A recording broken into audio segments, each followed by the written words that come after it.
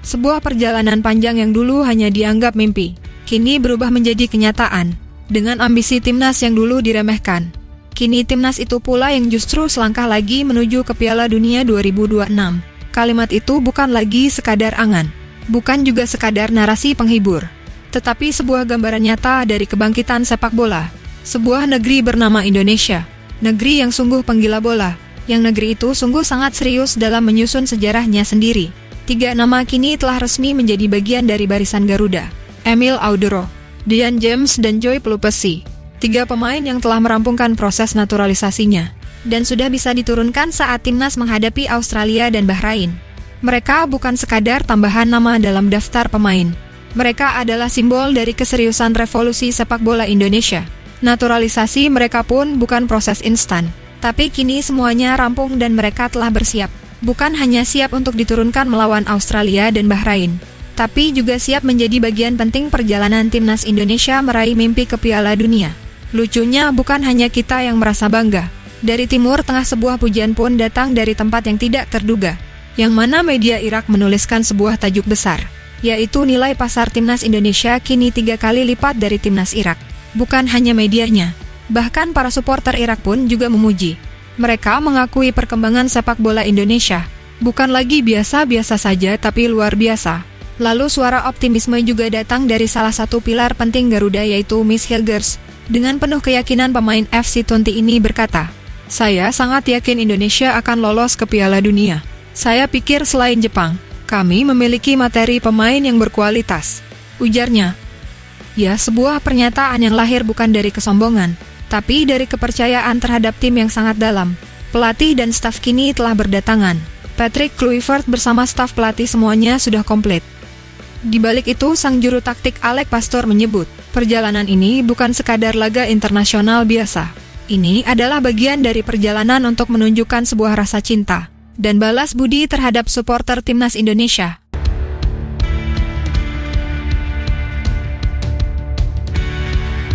Dari sisi lawan, yaitu Australia dan Bahrain, mereka pun tampaknya mulai kebingungan. Bagaimana tidak? Tiap pertandingan selalu ada wajah baru di skuad timnas Indonesia. Apalagi Australia sudah 2 kali bertemu Indonesia dalam waktu yang berdekatan.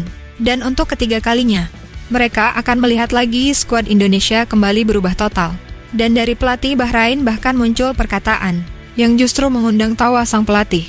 Dragan Talajik berkata, "Setiap kali menghadapi Indonesia, selalu ada 2 atau 3 pemain baru. Sekarang ada 1 kiper dari Serie B dan 2 dari Liga Belanda. Sepertinya kami akan melawan timnas Belanda, bukan Indonesia," ujar pelatih Bahrain. Ya, pelatih Bahrain menyindir skuad Indonesia mungkin, tapi bagi supporter timnas Indonesia, ini adalah bentuk ketakutan yang terselubung. Karena dalam hatinya, Dragan Talajik pasti tahu bahwa Indonesia bukan lagi tim yang mudah ditaklukkan. Dan kalaupun Indonesia disebut timnas Belanda, apakah ada pemain Belanda yang bisa menyanyikan lagu Indonesia Raya dengan air mata di matanya?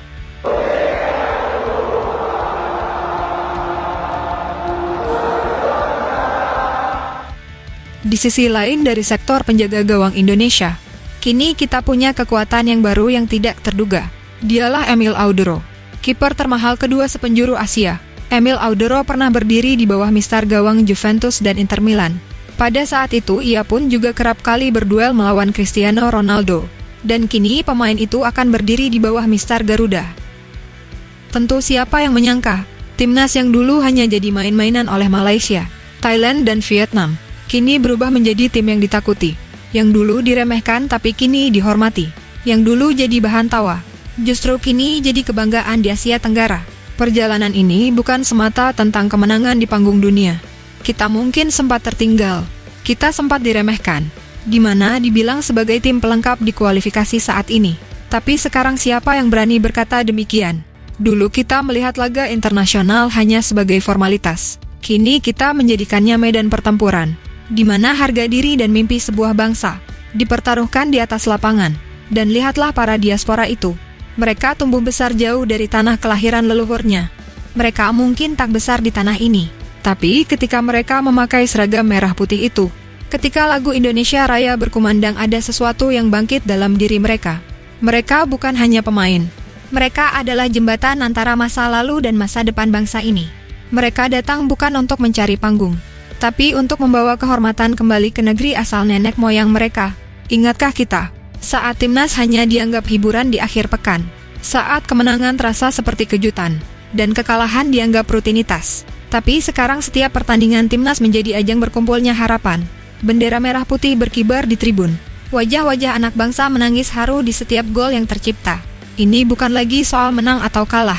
Ini soal bagaimana kita menyatu tanpa sekat suku, agama, daerah, atau latar belakang. Semua itu hanya untuk satu nama, yaitu Indonesia. Karena sesungguhnya timnas Indonesia bukan hanya tentang 11 pemain di lapangan, tapi tentang jutaan jiwa yang berteriak dari layar kaca.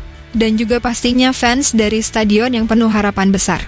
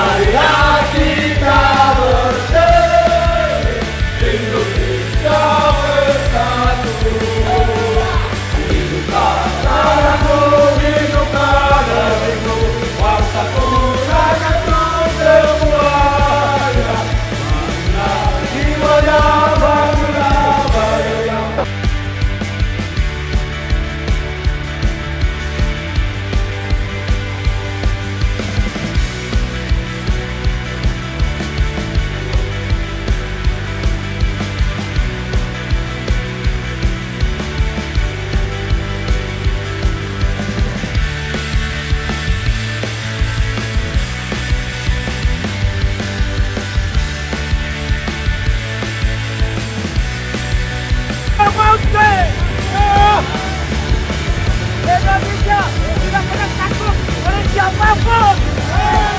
Pasti dibakar merah putih.